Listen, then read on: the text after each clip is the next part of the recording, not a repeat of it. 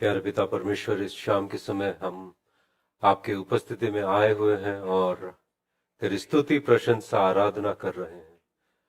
और परमेश्वर, आपकी उपस्थिति हमारे बीच है, आप खुद हमारे बीच हो परमेश्वर, धन्यवाद। और परमेश्वर, हम विनती करते हैं इस वक्त आपके वचनों के जरिए हमसे बातें कीजिए। धन्यवाद परमेश्वर।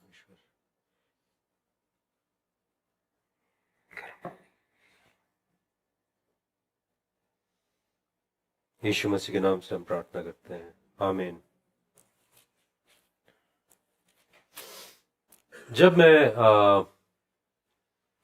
जब हम शुरुआत में सेवकाई जब शुरुआत किए थे 1998 से, उस वक्त हमारे पास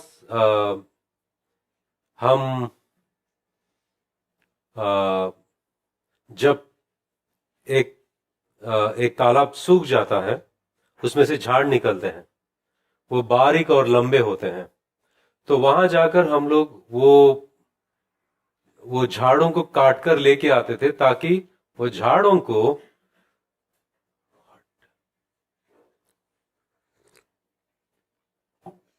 हम एक दूसरे से ऐसे क्या बोलते हैं, नॉट मार के, और उसको हम दीवारों के नाई इस्तेमाल करते थे। और वैसे हमने पहली कलीसिया की शुरुआत की थी। जब हम ये कलीसिया शुरुआत किए थे, अगर हवा जोर से हवा आया तो ये सब उड़ जाएगा। अगर बारिश जोर से आया तो पानी अंदर आएगा। तो उस वक्त सिर्फ थोड़े लोग कलीसिया आया करते थे और हम लोग आराधना करते थे, परमेश्वर का वचन बांटते, फिर सब चले आते। उस वक्त मेरे दिमाग में ऐसा था कि शायद अगर एक अच्छा कलीसिया होता, जो अच्छा बांधा हुआ कलीसिया होता, तो शायद काफी लोग आएंगे। काफी लोग कलीसिया में आएंगे। क्यों? कलीसिया अच्छा है, उसका दीवारें, उसके दीवार, उसका छत, सब कुछ अच्छा है, और उसमें लाइट और एसी लगाएंगे तो और भी लोग आएंगे। मतलब ऐसा लग रहा था कि हम ये सब करेंगे तो क्या है कि लोग ज्यादा आने लगेंगे। क्या आपको नहीं लगता आजकल कलीसिया ऐसे कर रहे हैं? एसी है हमारे पास भी, अच्छा जगह है, म्यूजिक है। मैं ये बातें क्यों कह रहा हूं आगे जाके बताऊंगा। हम लोग पहला कुरिन्थियों की पत्री पढ़ते हैं। पहला कुरिन्थियों की पत्री, पहला अध्याय।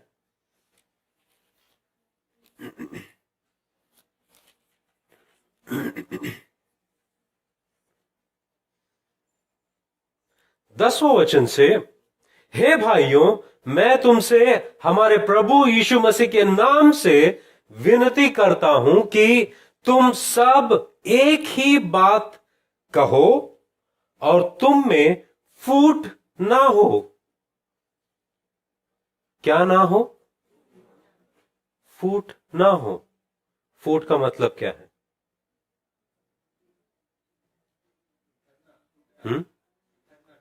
बिखरना, टूटना। यहां पर जो शब्द इस्तेमाल किया गया है कि वो जो मच्छी पकड़ते हैं, जाल जब फट जाता है तो वहां पर जो शब्द का इस्तेमाल होता है, वही शब्द यहां पर इस्तेमाल हुआ है। कुछ तो बात है कोरिन्थी कलीसिया में कि वहां पर कलीसिया टूट रहा है। क्या टूट रहा है? कलीसिया टूट रहा है। कलीसिया में छोटे छोटे झुंड बनने लगे,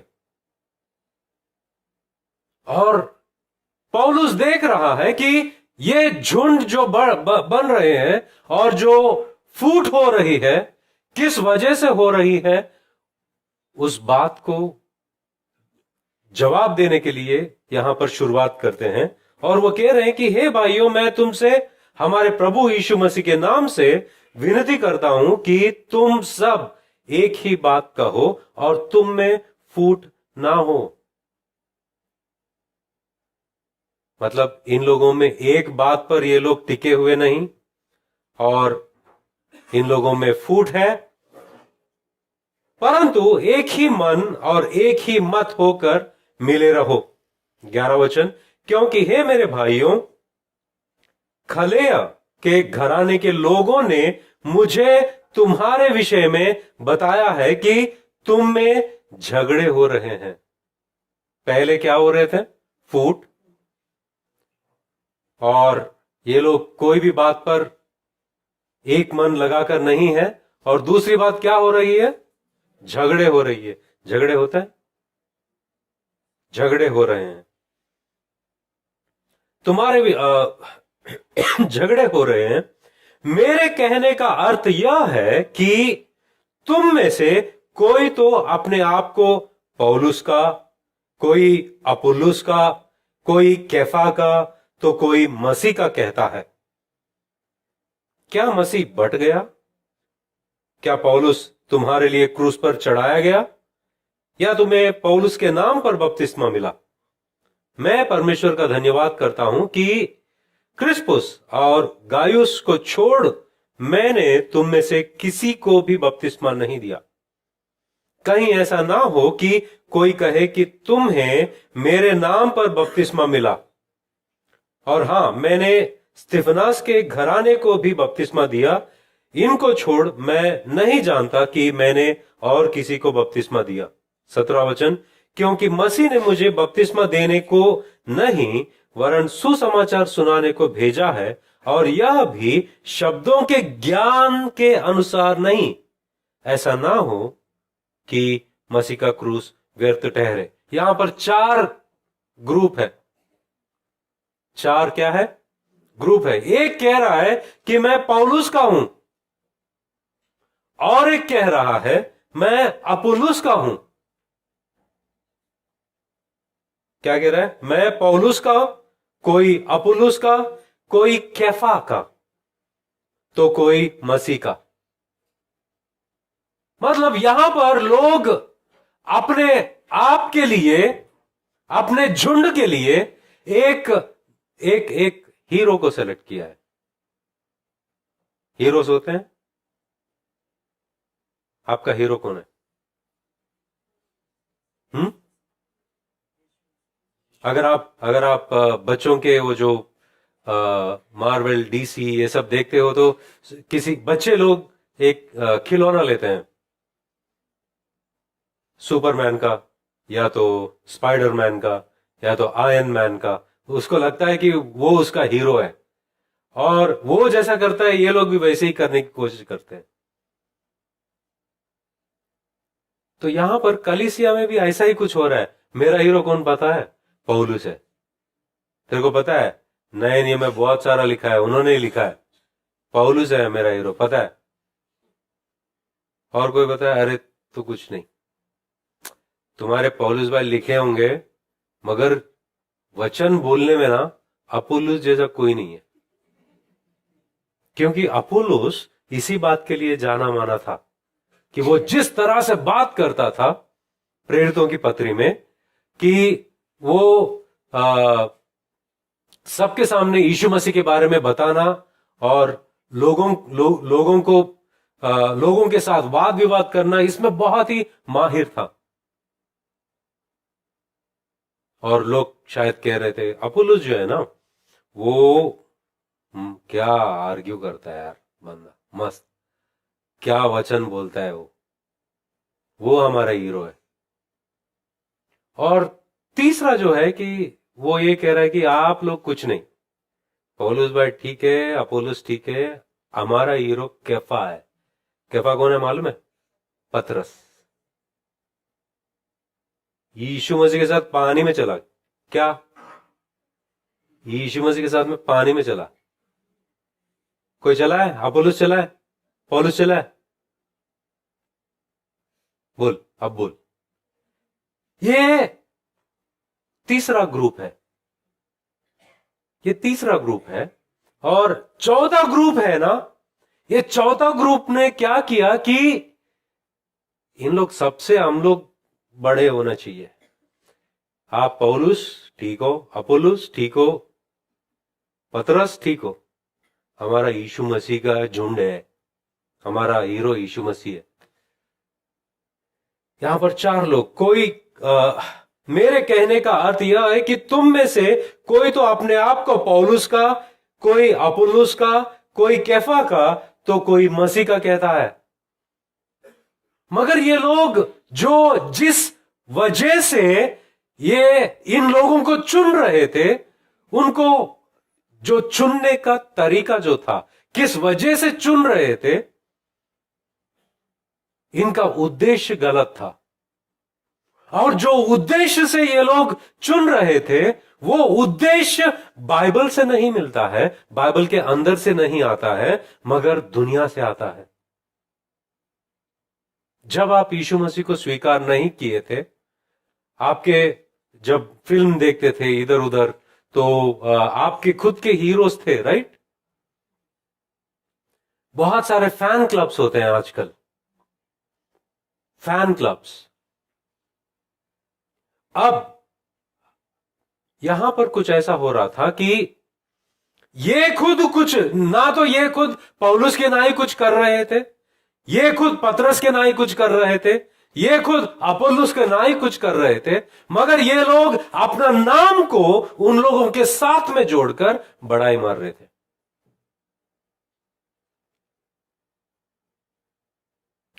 आपने देखा है कभी? कुछ लोगों का घमंड का कारण यह भी हो सकता है कि वो किस कलीसिया में जाते हैं। हमारे कलीसिया में फिल्म स्टार्स आते हैं, मालूम है क्या? हमारे कलीसिया में फलाना हीरो आता है, सलमान खान, मालूम है क्या?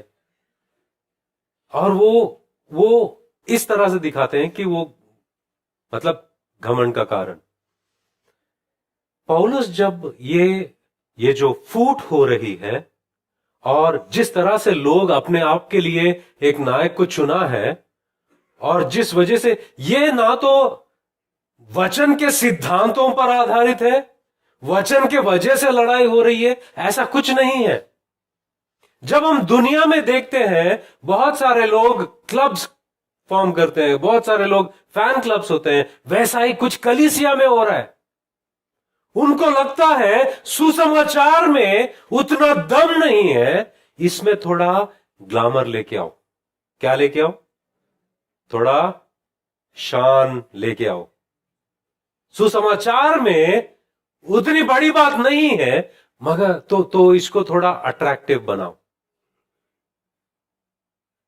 जैसे कि मैं बोल रहा था कि शुरुआत में हम जब कलीसिया शुरुआत किए थे, मुझे लगता था कि ये झोपड़ी है इसलिए लोग नहीं आ रहे। अगर अच्छा कलीसिया हम लोग दीवारों से बांधते तो शायद कुछ लोग आते। अगर उसमें लाइट लग गया ना, बोलता हूं कि ऑल नाइट प्रेयर को बहुत लोग आएंगे, ऐसा लगता था। अगर फैन लग गए तो ये सब भर जाएगा। मतलब सुसमाचार को, वो सुसमाचार खुद उतना काफी नहीं है, मगर उसको थोड़ा शानदार बनाना है, उसको थोड़ा बेहतर बनाना है, उसको थोड़ा एडिशन करना है।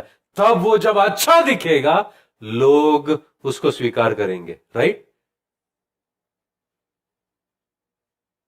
अब देखो कितने लोग कपड़े ऑनलाइन खरीदते हैं, सब खरीदते हैं। अक्सर ये होता है कि जो दिखता है वो होता नहीं है। ऑर्डर करते हो, पहनते हो, तो ये ऑनलाइन तो इतना अच्छा दिख रहा था, मगर हकीकत में ऐसा नहीं है। ये क्या है? हाँ, वो ऑनलाइन में पतली थी, राइट? अब यहां पर जो फूट हो रहा था, पौलुस ने देखा कि इसका कारण क्या है, कि क्यों ये लोग दुनिया वाले जिस तरह से बर्ताव करते हैं, किसी को शानदार दिखाने के लिए, किसी के पास बोलने में माहिर है, कोई लिखने में माहिर है, कोई काम करने में माहिर है, ऐसे ऐसे लोग ये सब लेकर आ रहे हैं जैसे कि मसीह का सुसमाचार में कोई दम है ही नहीं। इसलिए इन लोगों को लोगों की जरूरत पड़ रही है, इसको थोड़ा पेंटिंग डालने की जरूरत पड़ रही है। तो जब पौलुस ने देखा कि ये जो जिस चीज को ध्यान में रखकर ये जो डिवाइड हो रहा है ये सही नहीं है, इसका जवाब देना जरूरी है, क्योंकि इसका जो बेस है, मतलब बेस को क्या कहते हैं, आधार है, आधार, ये जो आधार है वो घमंड है। क्या है? घमंड। कुरिन्थियों की कलीसिया में जब हम देखते हैं घमंड, काफी बार पौलुस ने घमंड के बारे में बात किया है इसी पत्र में। एक बार हम 19 वचन देखते हैं, पहला अध्याय का 19वां वचन। ताकि कोई प्राणी परमेश्वर के सामने घमंड ना करे। 31 वचन, ताकि जैसा लिखा है वैसा ही हो, जो घमंड करे वह प्रभु में घमंड करे। तीसरा अध्याय 7वां वचन, इसलिए ना तो लगाने वाला कुछ है और ना सींचने वाला, परंतु परमेश्वर ही सब कुछ है जो बढ़ाने वाला है। पांचवें वचन से जब हम देखते हैं कि अपोल्लोस क्या है और पौलुस क्या है, केवल सेवक जिनके द्वारा तुमने विश्वास किया है, जैसा हर एक को प्रभु ने दिया। मैंने लगाया, अपोल्लोस ने सींचा, परंतु परमेश्वर ने बढ़ाया। इसलिए ना तो लगाने वाला कुछ है और ना सींचने वाला, परंतु परमेश्वर ही सब कुछ है जो बढ़ाने वाला है।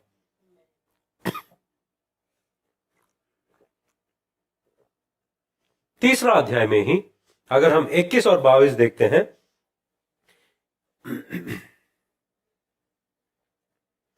इसलिए मनुष्यों पर कोई घमंड ना करे, क्योंकि सब कुछ तुम्हारा है। क्या पौलुस, क्या अपोल्लोस, क्या केफा, क्या जगत, क्या जीवन, क्या मरण, क्या वर्तमान, क्या भविष्य, सब कुछ तुम्हारा है और तुम मसीह के हो और मसीह परमेश्वर का है। यहां पर दोबारा पौलुस घमंड के बारे में बात करते हैं। कितने बार घमंड घमंड घमंड घमंड।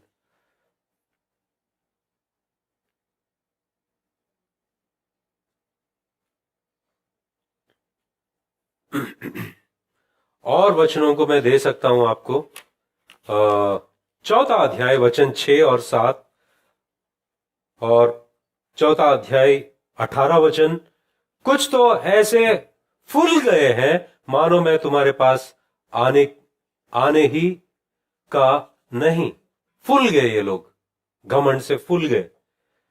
5वां अध्याय 2रा वचन में हम देखते हैं, और तुम शोक तो नहीं करते जिससे ऐसा काम करने वाला तुम्हारे बीच में से निकाला जाता, परंतु घमंड करते हो। कितने लोगों को घमंड है? कोई हाथ नहीं उठाएगा।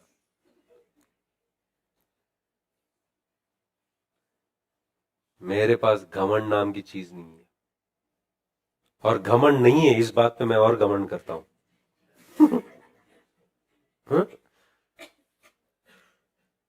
घमंड, क्योंकि ये लोग अपने आप के लिए एक नायक को चुन लिया और उस बात में घमंड करने लगे, उस बात में घमंड करने लगे, और उन्होंने अपनी पार्टी बना ली है। एक पार्टी, चर्च में एक पार्टी है, अलग अलग पार्टी है, और घमंड उसका आधार है।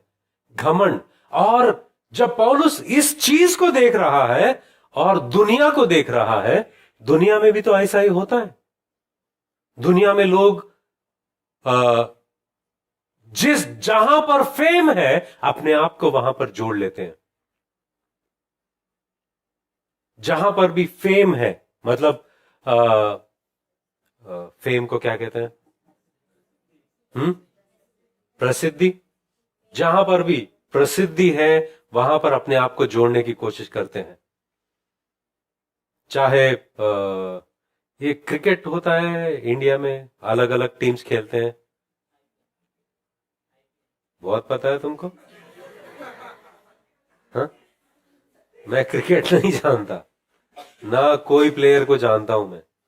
आईपीएल, आईपीएल में मुंबई टीम है, कोलकाता है, चेन्नई है और बैंगलोर है। आप कौन सा टीम को सपोर्ट करते हो? चेन्नई? तुम कहां के हो, किसको सपोर्ट कर रहे हो? मतलब आपके तरफ का कोई ये नहीं टीम उधर तरफ का? अगर होता तो आप उधर सपोर्ट करते। कम से कम दिल्ली का है।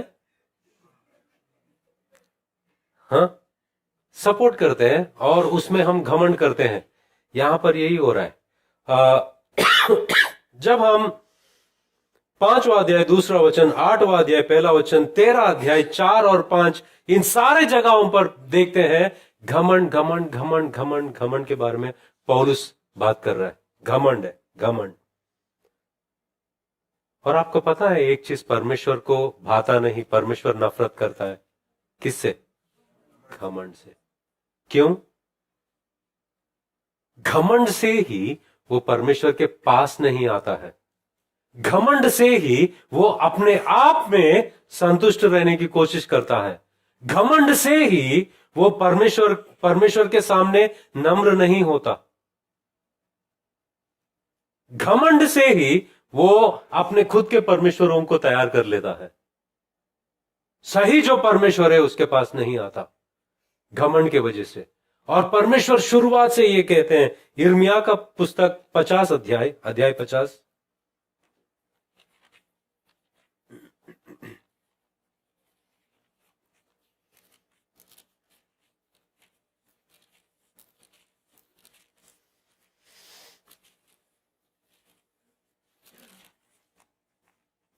इकतीस और 32 जब हम पढ़ते हैं, वहां पर यह लिखा है, प्रभु सेनाओं के यहोवा की यह वाणी है अभिमानी, मतलब घमंडी, मैं तेरे विरुद्ध हूं, तेरे दंड पाने का दिन आ गया है। अभिमानी ठोकर खाकर गिरेगा और कोई उसे फिर ना उठाएगा, और मैं उसके नगरों में आग लगाऊंगा जिससे उनके चारों ओर सब कुछ भस्म हो जाएगा। लूका का सुसमाचार 16 अध्याय 15 वचन।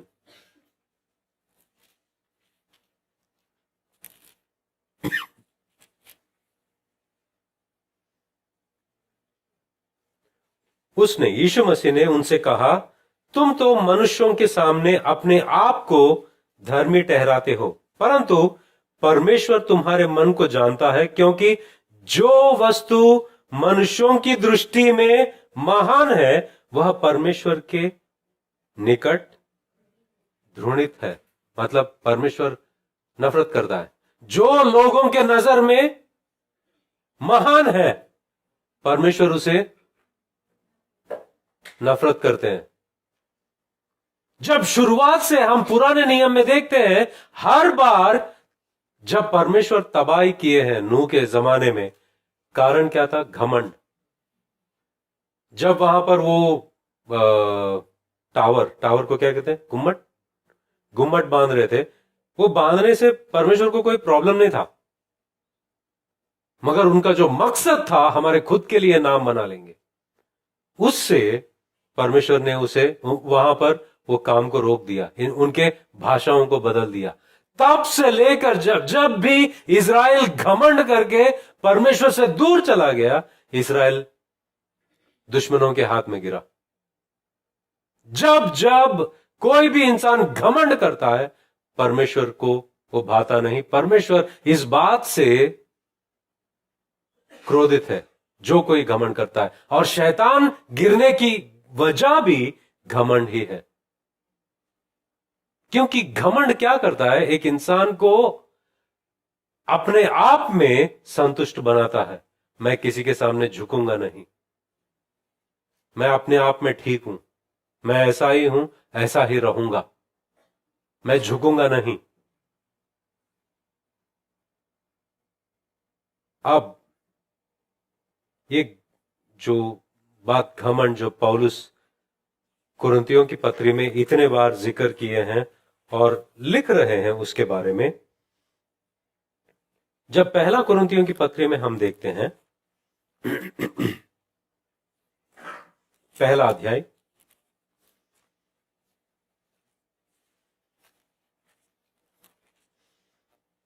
पौलुस कह रहा है कि क्योंकि क्रूस की कथा नाश होने वालों के लिए मूर्खता है, परंतु हम उद्धार पाने वालों के लिए परमेश्वर की सामर्थ है।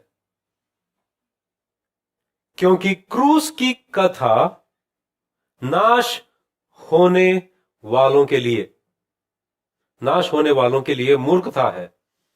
मतलब क्रूस की कथा जो है, यहां पर पौलुस तुरंत इन लोगों को, तुम्हारे बीच में जो फूट हो रही है वो इस तरह से हो रही है, और फूट का कारण क्या है? घमंड है। और फूट, इनको सुसमाचार काफी नहीं है, सुसमाचार के अलावा और कुछ चीजें चाहिए थी। मगर पौलुस कह रहा है कि क्योंकि क्रूस की कथा नाश होने वालों के लिए, जब यहां पर लिखा गया नाश होने वालों के लिए, वचन यह नहीं कहता है कि जो लोग नाश हो चुके हैं या नाश होने वाले हैं या नाश हो चुके हैं या नाश होंगे, बट नाश हो रहे हैं लोग। मतलब दो तरह के लोग हैं, ये दो तरह के लोग एक दिशा में चल रहे हैं। एक लोग, एक वर्ग है, ये वर्ग नाश की ओर जा रहा है, और इनके लिए सुसमाचार क्या है? मूर्खता है। सुसमाचार क्या है? मूर्खता है। और एक वर्ग के लोग हैं जो बचाए जा रहे हैं, और इन लोगों के लिए सुसमाचार क्या है? सुसमाचार क्या है? परमेश्वर का सामर्थ है। पौलुस क्या कह रहा है पहला अध्याय में 18 वचन? क्योंकि क्रूस की कथा नाश होने वालों के लिए मूर्खता है, परंतु हम उद्धार पाने वालों के लिए परमेश्वर का सामर्थ है। पौलुस यहां पर यह कह रहा है कि सुसमाचार में अपने आप में वो सामर्थ है, वो परमेश्वर का सामर्थ है। इसमें और कुछ लाने की जरूरत नहीं है, और कुछ डालने की जरूरत नहीं है। आपके खुद के कोई अच्छा बोल सकता है, कोई अच्छा गा सकता है, और इन लोगों को लेके आते हैं तो लोग बहुत सुनेंगे। ये गलत है। जो सुनने वाला नहीं है वो कभी भी सुनेगा नहीं। कुछ लोग कहते हैं कि पास्टर जी, हमारे पास एक भाई है, वो आप जो पहले रिलीजन के थे वही रिलीजन के है वो भी, आप अगर बोलेंगे ना तो वो सुनेंगे। तो मैं हमेशा ऐसे लोगों को कहता हूं कि आप गलत बोल रहे हो। इससे कोई फर्क नहीं पड़ता कि क्रूस का सुसमाचार कौन प्रचार करे, इससे कोई फर्क नहीं पड़ता है। इससे कोई फर्क नहीं पड़ता है, या मैं प्रचार करूं या आप प्रचार करो। जो इंसान को स्वीकार नहीं करना है, मेरे जैसे 100 लोग भी आके प्रचार करेंगे, वो नहीं करेगा। जो इंसान के अंदर सच्चाई जानना है, वो कोई भी बोलेगा वो सुन लेगा। अगर आप कह रहे हो कि अपुल्लुस आकर अगर बताएगा ना लोग सुनेंगे, अगर पौलुस आकर बताएगा ना तो लोग सुनेंगे, अगर कैफा आकर बताएगा ना लोग सुनेंगे नहीं। पौलुस क्या कह रहा है कि ये सुसमाचार को इतना, क्या बोलते हैं उसको, डेकोरेशन मत करो। सुसमाचार में मिलावट मत लाओ। सुसमाचार को ऐसा मत देखो कि इसमें और कुछ ऐड करने से इसका महत्व बढ़ेगा लोगों के दृष्टि में। क्या आपको पता है कुछ कलीसियाओं में सिर्फ अमीरों को ज्यादा भाव दिया जाता है? क्या आपने देखा है कभी ऐसा? हाँ, सुना है, मैंने देखा है। वहां पर अगर आपके पास BMW है और मर्सिडीज है, ऐसा ऐसा है, उनको ज्यादा प्रेफरेंस मिलता है। और वो कलीसिया में सब लोग ऐसे ही रहेंगे। अगर जो दूसरा आता है उसको रहने नहीं देंगे। आप इधर क्यों आ रहे हो, आपके यहाँ चर्च नहीं है क्या, ऐसा बोलेंगे। उधर जाओ ना। ऐसे लोग सोचते हैं कि अगर हम ऐसे रहेंगे तो ज्यादा लोगों को आकर्षित करेंगे। नॉनसेंस। अगर हम कुछ और करेंगे तो लोगों को और आकर्षित करेंगे। गलत बात है। पौलुस यही बताने की कोशिश कर रहा है कि आप लोग जो विभाजन करके, जिस क्राइटेरिया से, जिस सोच से आप ये जो पार्टी बना रहे हो, उसकी सोच परमेश्वर का सोच नहीं, ना वचन का सोच है, मगर ये दुनिया का सोच है। वो दुनिया की सोच को कलीसिया में मत लेकर आओ। सुसमाचार को डेकोरेशन मत करो। सुसमाचार जो है वो वैसा ही है। और सुसमाचार जो इंसान, वचन क्या कह रहा है, उद्धार पाने वालों के लिए वो क्या है?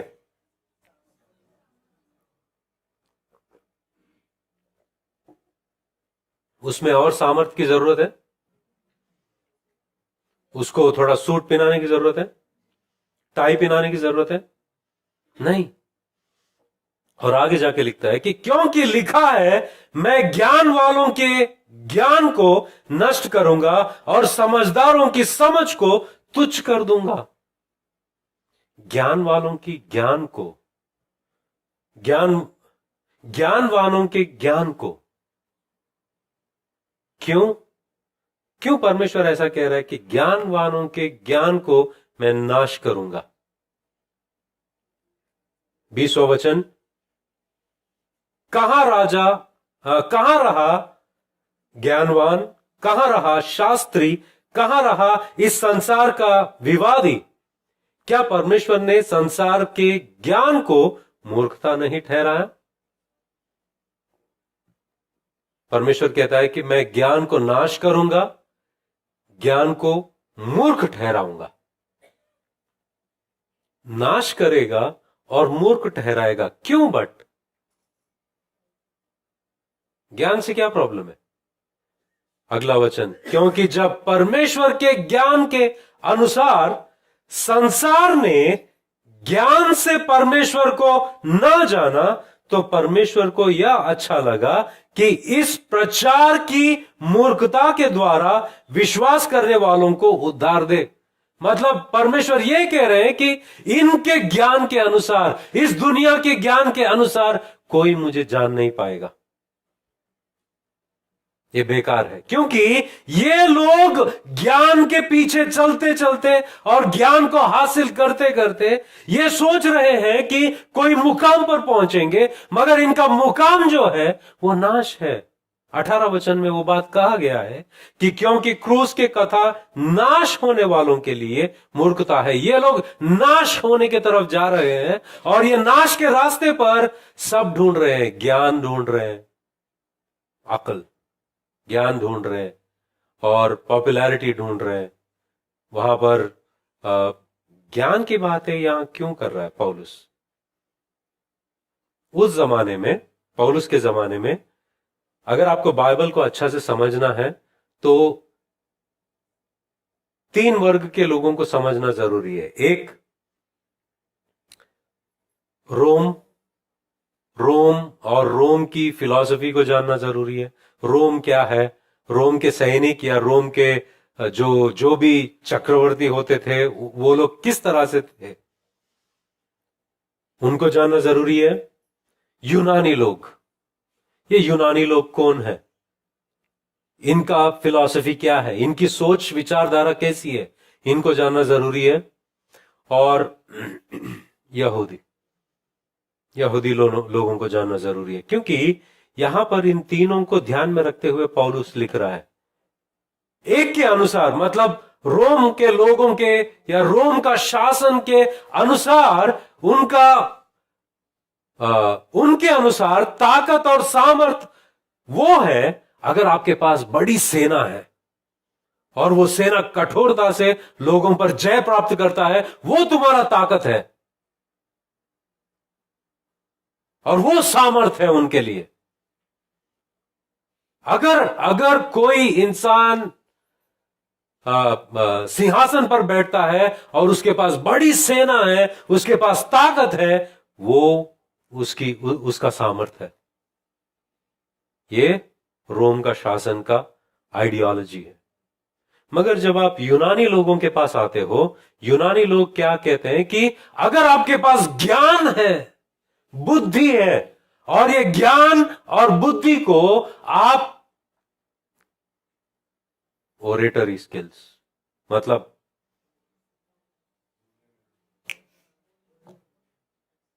बोलने में माहिर होना, उस माहिर जो इंसान होता है और वो अक्ल का प्रदर्शन करता है, वो उनके लिए सामर्थ है, वो उनके लिए ज्ञान है, ज्ञान की बातें। और यहूदी लोगों के लिए क्या है कि अगर कोई इंसान है और वो कह रहा है कुछ, कोई हमें चिन्ह दिखाओ, सामर्थ दिखाओ। यहूदियों के लिए सामर्थ वो है जब कोई इंसान बड़ा बड़ा समंदर को फाड़ता है या पत्थर में से पानी लाता है, हां वो इंसान है, वो सामर्थ है। अब इन तीनों के लिए यीशु मसीह जो सलीब पर मर रहे हैं, एक के लिए ये मजाक है, दूसरे के लिए स्टम्बलिंग ब्लॉक है, ठोकर का कारण है। और पौलुस कह रहा है कि परमेश्वर कह रहा है कि मैं ज्ञानवानों के ज्ञान को नष्ट करूंगा और समझदारों की समझ को तुच्छ कर दूंगा। क्यों? क्योंकि इनके ज्ञान से ये लोग मुझे कभी जाने नहीं और ये जान भी नहीं पाएंगे, और ये लोग जिसको ज्ञान कह रहे हैं उसको मैं तुच्छ ठहराऊंगा, उसको मैं नाश करूंगा। कैसे नाश करेंगे? परमेश्वर ये ज्ञान को कैसे नाश करेंगे? आगे बढ़ते हैं। क्योंकि जब परमेश्वर के ज्ञान के अनुसार संसार ने ज्ञान से परमेश्वर को ना जाना, तो परमेश्वर को यह अच्छा लगा कि इस प्रचार की मूर्खता के द्वारा विश्वास करने वालों को उद्धार दे।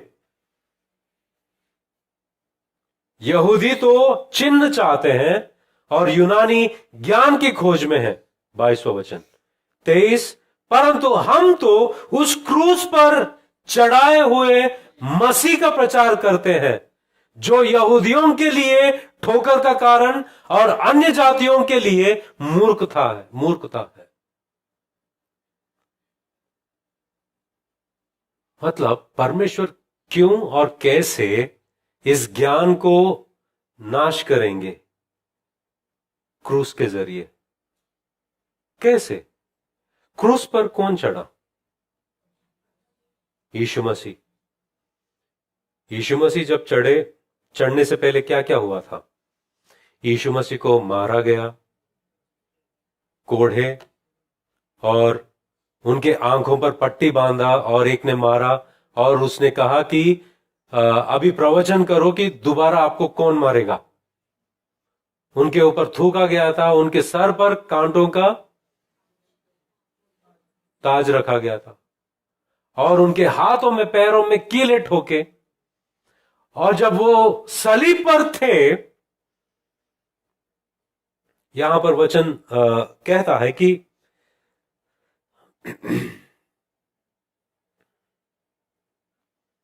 24 और 25 वचन, परंतु जो बुलाए हुए हैं, क्या यहूदी क्या यूनानी, उनके निकट मसीह परमेश्वर की सामर्थ और परमेश्वर का ज्ञान है। मसीह कौन है? परमेश्वर का सामर्थ और परमेश्वर का ज्ञान। मगर समझा नहीं मैं, कैसे? मसीह कैसे परमेश्वर का ज्ञान और परमेश्वर का सामर्थ्य है, और ये दुनिया वाले, चाहे रोम का साम्राज्य हो या यूनानी लोग हो या यहूदी लोग हो, ये लोग जो सोच रहे हैं वो सामर्थ्य क्यों नहीं है? परमेश्वर कहते हैं कि उनके ज्ञान से मुझे कभी जान नहीं पाए और वो नाश करूंगा। कैसे? सुसमाचार, यीशु मसीह का क्रूस से मैं इन सारे लोगों को नष्ट करूंगा, इनका ज्ञान को तुच्छ जानूंगा। मगर कैसे? जब यीशु मसीह सलीब पर गए, वहां पर सब उनको मार रहे थे, उनको उनके ऊपर हंस रहे थे, और परमेश्वर ने कहा कि इसी के जरिए मैं लोगों को उद्धार दूंगा। क्या? इसी के जरिए मैं लोगों को उद्धार दूंगा।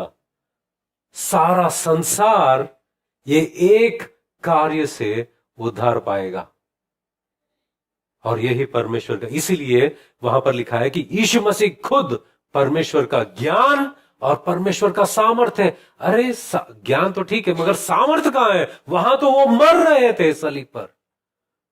सलीब पर कोई मर रहा है तो क्या वो सामर्थ्य है?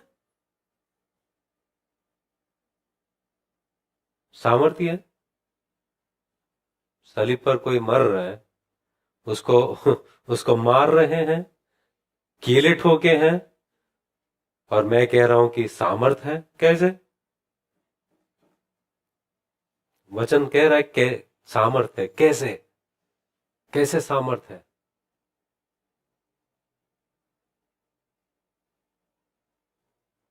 वचन आगे पढ़ते हैं। 25वां वचन, क्योंकि परमेश्वर की मूर्खता मनुष्यों के ज्ञान से ज्ञानवान है, और परमेश्वर की निर्बलता मनुष्यों के बल से बहुत बलवान है। क्योंकि परमेश्वर जब निर्बल उस सलीब पर थे, क्या हो रहा था उस वक्त? निर्बल और मारे हुए हैं सलीब पर, तब क्या हो रहा था? दुनिया के गुनाहों को माफी मिल रही थी, सारे अंधकार के लोगों पर जय हो रहा था। मगर यीशु मसीह कहां है? सलीब पर है। वो निर्बल होते हुए अपने सामर्थ्य का प्रदर्शन किया, और यहां पर परमेश्वर कहते हैं कि यीशु मसीह परमेश्वर का ज्ञान और परमेश्वर का सामर्थ्य है। उनका निर्बलता सारे लोगों के सामर्थ्य से भी बढ़कर है। और अब लोगों का घमंड को परमेश्वर तोड़ रहे हैं। कैसे? अगर कोई भी ज्ञान हो, अगर आपको उद्धार पाना है, आपको यह क्रूस के पास आना है। आपको कहां आना है? क्रूस के पास आना है। दूसरा कोई जरिया नहीं। आपको झुकना है क्रूस के सामने। अगर झुकोगे नहीं, आपको उद्धार नहीं। लोगों के घमंड को परमेश्वर तोड़ते हैं। इसलिए क्रूस जो है वो घमंडी लोगों के लिए नहीं है, उद्धार घमंडी लोगों के लिए। इसलिए यीशु मसीह कितने बार कहते हैं कि एक धनवान परमेश्वर के राज्य में जाना बहुत कठिन है। चाहे एक ऊंट सुई के, क्या बोलते हैं उसको, सुई के, अरे धागा नहीं, वो needle, I of the needle, आंख, उसमें से जाना आसान है, मगर धनवान नहीं जाए, क्योंकि वो घमंडी है, क्योंकि वो परमेश्वर के सामने झुकेगा नहीं। एक उदाहरण देता हूं मैं। एक इंसान है, अपनी बहुत बड़ी कीमती और महंगी गाड़ी में, BMW, मर्सिडीज, जो भी, एक बहुत बड़ी कीमती गाड़ी में एकदम शानदार सूट पहना हुआ और अच्छा ग्रूम्ड है, और वो ड्राइविंग करते हुए यरूशलेम गया। यरूशलेम में जाने के बाद, एक मिनट हम लोग वचन पढ़ते हैं, फिर मैं कंटिन्यू करता हूं। 26, हे भाइयों, अपने बुलाए जाने को तो सोचो कि ना शरीर के अनुसार बहुत ज्ञानवान और ना बहुत सामर्थी और ना बहुत कुलीन बुलाए गए, परंतु परमेश्वर ने जगत के मूर्खों को चुन लिया है कि ज्ञान वालों को लज्जित करे, और परमेश्वर ने जगत के निर्बलों को चुन लिया है कि बलवानों को लज्जित करे, और परमेश्वर ने जगत के नीचों और तुच्छों को, वरन जो है भी नहीं उनको भी चुन लिया है कि उन्हें जो है व्यर्थ ठहराए, ताकि कोई प्राणी परमेश्वर के सामने घमंड, परंतु उसी की ओर से तुम मसीह यीशु में हो, जो परमेश्वर की और ओर से हमारे लिए ज्ञान ठहरा, अर्थात धर्म और पवित्रता और छुटकारा, ताकि जैसा लिखा है वैसा ही हो, जो घमंड करे वह परमेश्वर में घमंड करे। अब यह इंसान यरूशलेम में आता है, अपने गाड़ी से उतरता है, और मैं उसे मिलता हूं, और उसको मैं एक जगह पर लेके जाता हूं जहां पर बहुत सारा गंदगी है, और वहां पर उसी जगह पर क्रूस भी है। क्रूस पर एक बीमार, कमजोर, लहू से भरा हुआ एक इंसान को मैं दिखाता हूं उस सलीब पर, और उस धनवान से कहता हूं कि ये जो देख रहे हो यही तुम्हारा ज्ञान है, यही तुम्हारा धार्मिकता का कारण है और पवित्रता का कारण है और छुटकारे का कारण है। इसके सामने घुटने टेको, तभी आपको उद्धार मिलेगा। वो क्या कहेगा?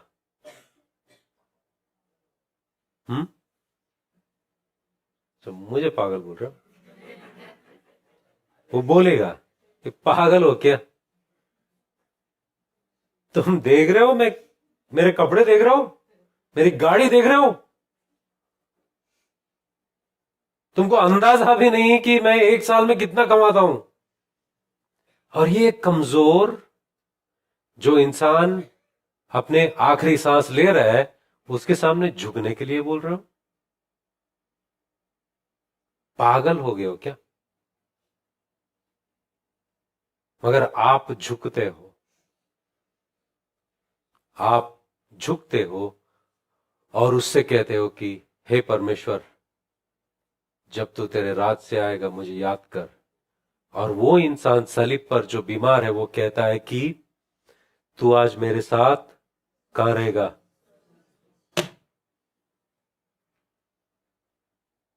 निर्बलता में वो सामर्थ है। और यहां पर क्रूस उसके लिए है। अगर आप घमंडी हो, क्रूस आपके लिए नहीं है। आप झुक नहीं सकते हो, क्रूस आपके लिए नहीं। उद्धार आपके लिए नहीं है। उद्धार उन लोगों के लिए है जो टूटा हुआ है। उद्धार उन लोगों के लिए है वो अपने आप को बचा नहीं सकता और मसीह के हवाले करता है कि मसीह आप मुझे बचाओ। उद्धार यीशु मसीह भी कहते हैं कि मैं उन लोगों के लिए आया जो अपने आप को बचा नहीं सकते, जो उनको लगता है कि मैं अपने आप में कभी पवित्र नहीं हो सकता, मैं आप पर विश्वास करूंगा। अधर्मियों को धर्मी ठहराने के लिए वो आए हैं। और यहीं पर घमंड को, सारा घमंड यहीं टूटता है हमारा, कि जब मसीह के पास आते हैं और कहते हैं कि वहां पर तो मुझे होना चाहिए था, ये गंदगी में तो मुझे होना चाहिए था, ये सलीब पर तो मुझे होना चाहिए था, मगर आप चढ़े। मैं मेरी जिंदगी आपके हवाले करता हूं। अगर आप नहीं चढ़ते तो मेरा उद्धार नहीं, और परमेश्वर कहता है कि मैं सारे संसार को इसी से बचाऊंगा। और मसीह ही परमेश्वर का ज्ञान है, परमेश्वर का सामर्थ है। अगर आप लोग घमंड करना चाहते हो, अगर हम लोग घमंड करना चाहते हैं, हम हमारे BMW में नहीं, ना इस संसार के सारे धन में नहीं, ना तो ज्ञान में नहीं, ना हमारी सुंदरता पे, ना हमारे पास कुछ है या नहीं, इन बातों में नहीं। अगर हम घमंड करेंगे, उस सलीब में घमंड करेंगे, क्योंकि वहीं पर हमारा उद्धार है। क्योंकि पौलुस कहता है कि मुझसे वो बातें दूर हो अगर मैं किसी और चीज में घमंड करूं। मेरा घमंड का कारण तो एक ही है, सलीब। लोग कहेंगे तू पागल है क्या? सलीब घमंड का कारण कैसा होएगा? वहां पर तो बीमारी, वहां पर तो कमजोरी, वहां तो हार है। मगर पौलुस कहता है वहीं तो मेरी जीत है, वहीं तो मेरी जीत है, वहीं तो मेरा उद्धार है, वहीं तो मेरी धार्मिकता है, वहीं तो मैं पवित्र ठहरा जाता हूं, वहीं तो मेरी उम्मीद है, और वही तो मेरा उम्मीद का कारण है।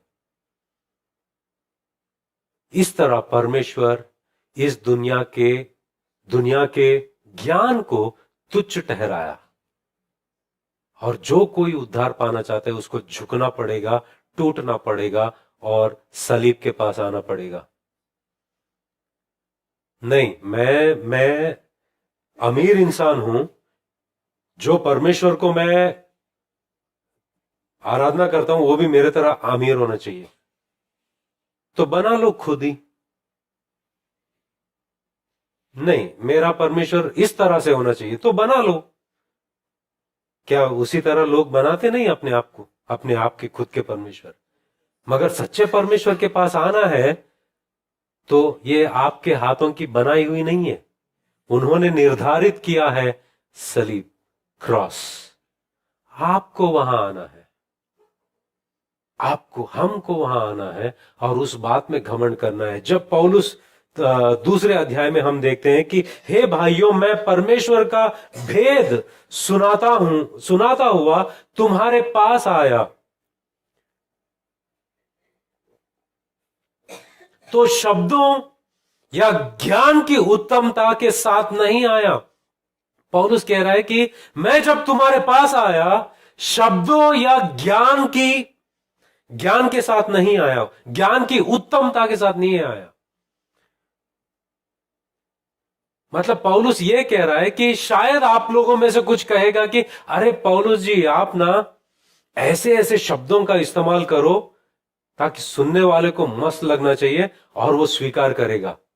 पौलुस कहता है नहीं, ये सुसमाचार जैसा है वैसा प्रचार करूंगा, मैं उसको कोटिंग नहीं डालूंगा, जैसा है वैसा प्रचार करूंगा। शब्दों के उत्तमता से या ज्ञान के उत्तमता से मैं नहीं आया। कुछ लोगों को लगता है कि बहुत ज्ञानी है, वो अगर बोलेगा तो लोग यकीन करेंगे। गलत है। पौलुस कह रहा है कि मैं इस तरह नहीं आया आपके पास, ये उत्तमता के साथ नहीं आया। और पौलुस कहता है कि क्योंकि मैंने यह ठान लिया था कि तुम्हारे बीच यीशु मसीह वरन क्रूस पर चढ़ाए हुए मसीह को छोड़ और किसी बात को ना जानूं। मतलब पौलुस कह रहा है कि यीशु मसीह सलीब पर मरा आप लोगों के लिए, इसके अलावा दूसरा कोई कोटिंग चाहिए नहीं। अगर हम लोग डिस्को लाइट्स लगाएंगे और एकदम इधर से उधर से धुआं निकलते रहेगा और हम बजाते रहेंगे, गाना गाते रहेंगे, लोग अट्रैक्ट होते रहेंगे, पौलुस कहता है नॉनसेंस, नॉनसेंस। मैं सिर्फ एक ही बात जानना चाहता हूं, क्या है? मैंने यह ठान लिया था कि तुम्हारे बीच यीशु मसीह वरन क्रूस पर चढ़ाए हुए मसीह को छोड़ और किसी बात को ना जानो। कुछ लोग कहते हैं हम कलीसिया जाते हैं क्योंकि वहां म्यूजिक अच्छा होता है, हम कलीसिया जाते हैं क्योंकि वहां आराधना अच्छा करते हैं। बकवास। अगर ये कलीसिया को भी आप इसलिए आ रहे हो तो मत आया करो। क्यों आना चाहिए? क्रूस पर चढ़ा हुआ मसीह और उसके बारे में जानने के लिए आना चाहिए। वो हमारा उद्देश्य होना चाहिए। उसको छोड़ और कुछ जोड़ रहे हो, आपका जो इंटेंशन है कलीसिया आने का, वो सही इंटेंशन नहीं है।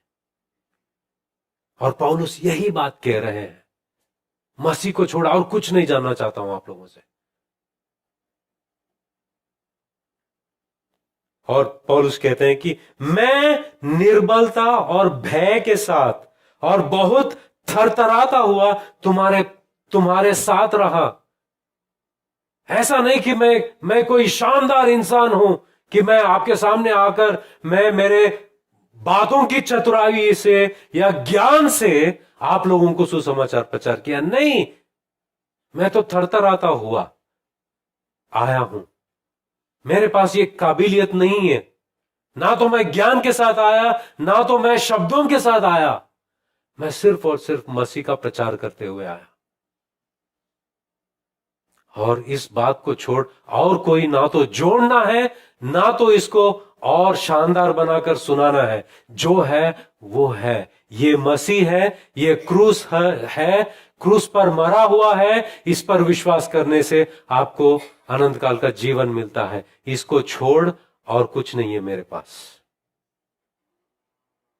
और यही सुसमाचार है। और जब हम आगे देखते हैं, और मेरे वचन और मेरे प्रचार में ज्ञान की लुभाने वाली बातें नहीं, परंतु आत्मा और सामर्थ का प्रमाण था, इसलिए कि तुम्हारा विश्वास मनुष्यों के ज्ञान पर नहीं, परंतु परमेश्वर की सामर्थ पर निर्भर रहे।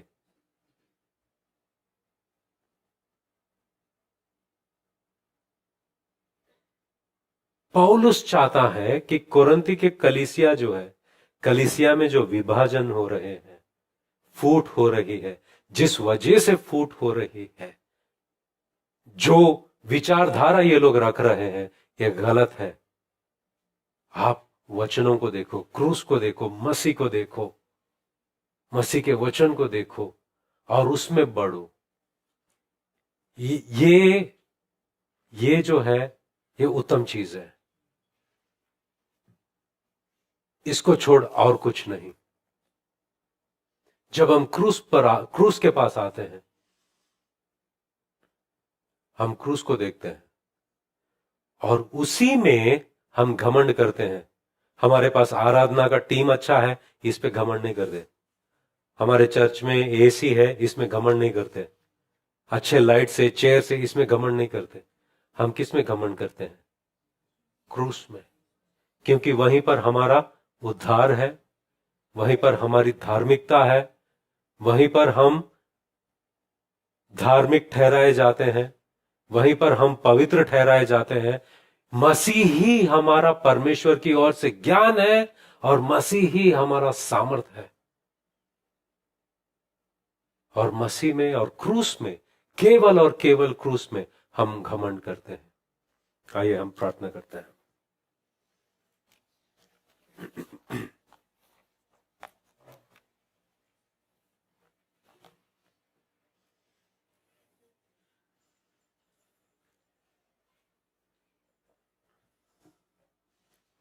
प्यारे पिता परमेश्वर,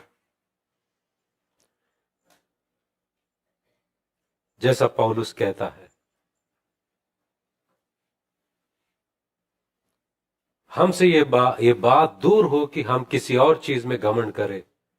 हम सिर्फ और सिर्फ मसीह यीशु में घमंड करें और उस क्रूस में जो हमें उद्धार देता है, हमें धर्मी ठहराता है, हमें पवित्र ठहराता है। और परमेश्वर, इसी से आपने दुनिया के ज्ञान को तुच्छ ठहराया। धन्यवाद परमेश्वर कि हम आप में हैं। ये हमारा वरदान है, हमने कमाया नहीं, आपकी ओर से परमेश्वर हमें दी गई है। धन्यवाद परमेश्वर। यीशु मसीह के नाम से हम प्रार्थना करते हैं, आमीन।